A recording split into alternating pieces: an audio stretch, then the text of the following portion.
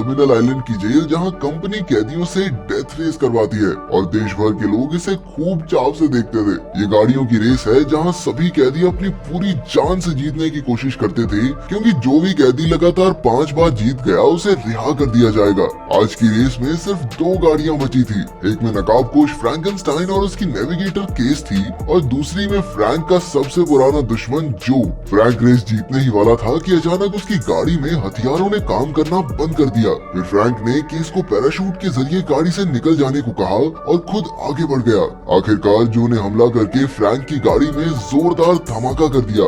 इसके कुछ दिन बाद हम जेनसन नाम के एक आदमी को देखते हैं जो पहले जेल में रह चुका था लेकिन अब गाड़ी चलाता था। रात को घर पहुंचकर वो अपनी पत्नी से मिला और फिर अपनी नन्ही बेटी को देखने गया। इसी दौरान एक नकाबपोश आदमी ने आकर उसकी पत्नी को जान से मार डाला। जब जेनसन वहां आया तो उस आदमी ने उसे भी बेहोश कर दिया और जेनसन के हाथ में कत्ल का हथियार रखकर उसने हाथ से बंदूक का इशारा किया और चला गया। बाद में जब जेनसन की आंख खुली तो पुलिस ने उसे अपनी पत्नी को मारने के जुर्म में गिरफ्तार कर लिया। 6 महीने बाद जेनसन टर्मिनल आइलैंड जेल में पहुंचा। उसे जेल की वार्डन हेनेसी के पास बुलाया गया। वो जानती थी कि जेनसन एक बेहतरीन ड्राइवर है, इसलिए उसने जेनसन को नया फ्रैंकेनस्टाइन बनने का ऑफर दिया। असल में पिछली रेस में हुए धमाके से असली फ्रैंकेनस्टाइन की मौत हो गई थी, लेकिन अब तक इस बारे में कोई जानता नहीं था। देश भर के लोग फ्रैंक को बहुत पसंद करते थे और इसी वजह से उनकी रेस की टीआरपी बहुत ऊपर रहती थी। तो अगर ये खबर फैल गई कि फ्रैंक मर चुका है तो उन्हें भारी नुकसान होगा। इसीलिए जेनसन को मास्क पहनकर अगला फ्रैंक बनना होगा। नियमों के मुताबिक 5 रेस जीतने पर कैदी आजाद हो जाएगा और फ्रैंक पहले ही 4 रेस तो जीत ही चुका था। इसलिए अब जेनसन के पास भी सुनहरा मौका था कि बस एक रेस जीतनी है फिर फ्री। जेनसन अपनी जान को जोखिम में नहीं डालना चाहता था, लेकिन फिर हेनेसी ने उसे समझाया, देख छोरे, अगर तू रेस नहीं करना चाहता तो कोई बात नहीं, लेकिन अगर जेल में ही पड़ा रहा तो तेरी बेटी को कौन संभालेगा, वो बिना माँ बाप के पड़ेगी। उसकी ये बात सुनकर जेनसन फ्रैंक बनकर रेस करने के लिए तैयार हो गया। इसके बाद जेनसन की मुलाकात कोच और उसके आदमियों से हुई जो फ्रैंकेनस्टाइन की गाड़ी को संभालते थे। इसी तरह हर टीम का अलग इलाका था। वहीं एक जगह थी जहां हेनेसी महीनों से कुछ बड़ा तैयार कर रही थी। अब जेनसन वहां फ्रैंक की जगह आया है, ये सिर्फ उसी की टीम को पता था। फिर कोच ने उसे गाड़ी दिखाई जिसमें कई तरह के हाईटेक हथियार थे, लेकिन ये सिर्फ रेस के दिन ही एक्टिवेट होंगे। इस जेल से भागना भी नामुमकिन था, क्योंकि जेल एक आइलैंड पर थी जहां से निकलने के लिए छोटे से पुल से होकर जाना पड़ता। अगर कोई भागने की कोशिश भी करता तो पुलिस और हेलीकॉप्टर्स उसे तुरंत धर दबोचते। फिर टीम ने उसे बताया कि रेस के 3 पड़ाव होंगे, जिसमें पहले 2 पड़ावों में उसे जितने हो सके उतने कैदियों को मारना होगा और तीसरे पड़ाव में जो सबसे पहले गाड़ी चलाकर जीतेगा वही विजेता होगा। हर खिलाड़ी के साथ एक लड़की नेविगेटर का काम करेगी। इसके बाद हम जो और बाकी खिलाड़ियों को भी देखते हैं। तभी जो ने वहां आकर कहा कि यह मुकाबला असल में सिर्फ उसके और फ्रैंक के बीच में ही है। उसी पल फ्रैंक की नजर कुछ कैदियों पर पड़ी जिनके हाथ में जीपीएस डिवाइस जैसा कुछ था। उसे याद आया कि ये तो वही डिवाइस है जो उसने अपनी पत्नी के कातिल के हाथ में देखा था। अब ये बिल्कुल साफ हो चुका था कि उसे किसी साजिश के तहत यहाँ बुलाया गया है। आखिरकार पहले पड़ाव का दिन आया और जेनसन को फ्रैंक के कपड़े और मास्क दिए गए और उसके लौटते ही डेथ रेस की मशहूरी फिर से आसमान छूने लगी। कोच ने उसे दूसरे खिलाड़ियों से बात करने से मना किया, क्योंकि असली फ्रैंक ऐसा कभी नहीं करता था।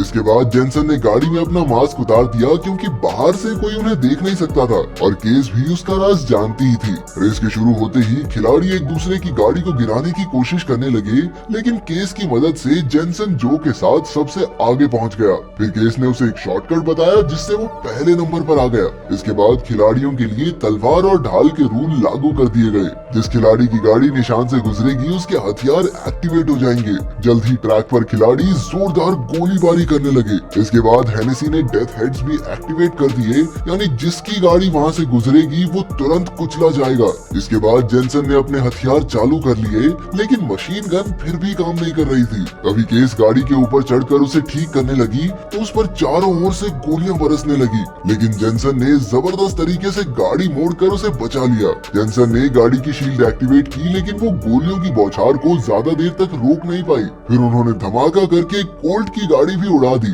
अब जेनसन का मुकाबला फिर से जो से हुआ, लेकिन तभी पेचेनको नाम के एक ड्राइवर ने आकर उसकी तरफ वही बंदूक का इशारा किया जो उसकी पत्नी के कातिल ने किया था। इससे जेनसन का ध्यान भटक गया और आखिरकार पेचेनको ये पड़ाव जीत गया।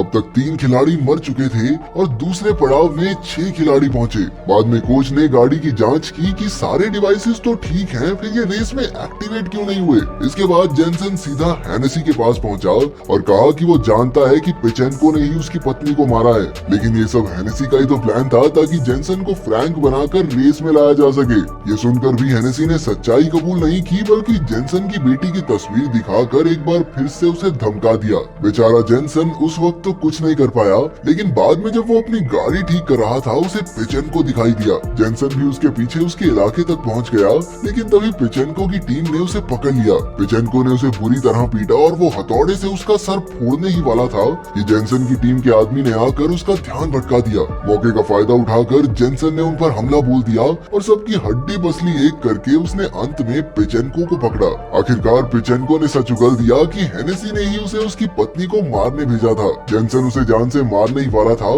कि तभी पुलिस वाले अल्रिक ने आकर लड़ाई रोक दी। अगले दिन रेस का दूसरा पड़ाव शुरू होने वाला था और पेचेंको ने एक बार फिर जेनसन की तरफ इशारा करके उसे चिढ़ाया, लेकिन जेनसन उसके झांसे में नहीं आया और वो रेस शुरू होने पर धीरे धीरे चलता रहा। फिर उसने केस से पूछा कि क्या उसने फ्रैंक को मारा था, क्योंकि गाड़ी के हथियार लगातार 2 रेसेस में एक्टिवेट नहीं हुए थे। जब जेनसन ने गाड़ी में धमाका करने की धमकी दी तो केस ने सच बताया कि उसने हेनेसी के कहने पर फ्रैंक की गाड़ी के हथियार बंद किए थे। हेनेसी नहीं चाहती थी कि फ्रैंक जीत कर रिहा हो जाए, लेकिन उनका प्लान फ्रैंक को मारने का भी नहीं था। फ्रैंक खुद ही जीतने के चक्कर में मारा गया। ये सुनकर जेनसन फिर से रेस में शामिल हो गया।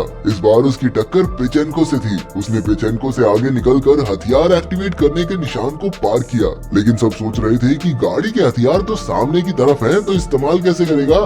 लेकिन जेनसन ने अपने मन में बोला, धूम मचा ले और ये कहकर उसने जबरदस्त तरीके से गाड़ी घुमा दी और फिर उल्टी गाड़ी चलाकर पेचेंको पर धड़ाधड़ गोलियां चला दी। इसके बाद उसने सामने मुड़कर गाड़ी से धुआं छोड़ दिया, जिससे पेचेंको की गाड़ी क्रैश हो गई। फिर वो अपनी गाड़ी से बाहर निकला, पेचेंको की गर्दन मरोड़ी और अपनी पत्नी की मौत का बदला लिया। अब रेस में जेनसन और जो की टक्कर थी। उसी वक्त हेनेसी ने अपना राज खोला जो वो इतने समय से तैयार कर रही थी। ये एक हथियार बंद ट्रक था जिसने आते ही 2 खिलाड़ियों को जबरदस्त धमाकों में उड़ा दिया। फिर उसने आगे बढ़कर एक और खिलाड़ी की गाड़ी भी पल भर में राख कर दी। अब हेनेसी का निशाना जो और जेनसन पर था। इससे बचने के लिए उन्हें एक दूसरे के साथ मिलकर काम करने की जरूरत थी। इसलिए जेनसन ने वॉकी टॉकी की मदद से जो से बात की और जो भी इसके लिए राजी हो गया। उन दोनों ने एक साथ ट्रक को टक्कर मारनी शुरू की और जैसे ही उनके सामने डेथ हेड आया, उन्होंने गाड़ी वहाँ से गुजारी, जिसमें ट्रक बुरी तरह कुचला गया।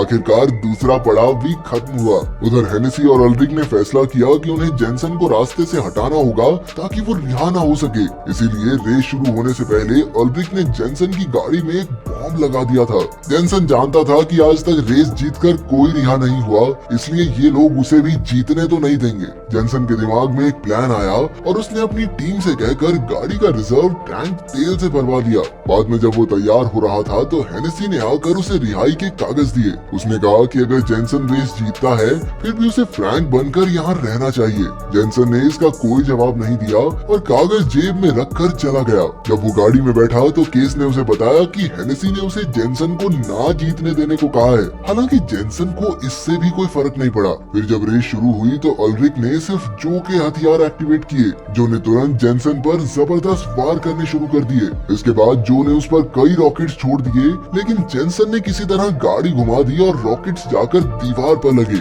असल में जो और जेनसन ने मिलकर इन रॉकेट्स का निशाना एक जगह लगाने की सोची थी। कुछ ही धमाकों में दीवार टूट गई और वो दोनों जेल से भाग निकले। जब हेनेसी ने उन्हें भागते देखा तो उसने तुरंत पुलिस की फौज उनके पीछे भेजी और जेनसन की गाड़ी का बॉम्ब बटन दबा दिया। लेकिन ये क्या, कोई धमाका तो हुआ ही नहीं। असल में कोच ने पहले ही गाड़ी से बॉम्ब निकाल दिया था। उधर जो और जेनसन पुल तक पहुँचे, लेकिन पुलिस नजदीक आती जा रही थी। अब जेनसन ने प्लान के अगले हिस्से की शुरुआत की। उसने रिजर्व टैंक का तेल लीक कर दिया, जिससे जबरदस्त धमाका हुआ और सारी गाड़ियां वहीं रुक गई। आखिरकार वो दोनों पुल पार करके अलग अलग रास्तों पर निकल गए और सारे हेलीकॉप्टर हेलीकॉप्टर्स जेनसन का पीछा करने लगे। अब केस ने भी उसकी मदद करने का फैसला किया क्योंकि हेनेसी उसे भी रिहाई के कागज पकड़ा चुकी थी। जब वो एक अंधेरे रास्ते से गुजरे तो जेनसन गाड़ी से कूदकर छुप गया और केस ने उसकी जगह ले ली। कुछ ही देर में हेलीकॉप्टर्स ने उसके सामने आग की दीवार खड़ी कर दी और उसे खुद को उनके हवाले करना पड़ा, लेकिन तब तक उसने फ्रैंक के कपड़े और मास्क पहन लिया था। पुलिस वाले बिना उसे बताए वापस जेल में ले गए और जेनसन जो के साथ भाग निकला। उधर हेनेसी और अल्रिक अपनी जीत का जश्न मना रहे थे कि तभी हेनेसी ने एक डब्बा खोला जिसमें वही बॉम्ब था। अब की बार कोच ने उसका बटन दबा दिया और वो दोनों वहीं मारे गए। 6 महीने बाद जो और जेनसन मिलकर अपनी गाड़ियों की दुकान चलाने लगे और जेनसन को भी अपनी बेटी वापस मिल गई थी। उधर केस भी रिहा हो गई और आखिर में अपनी नई गाड़ी लेकर उनसे मिलने आई।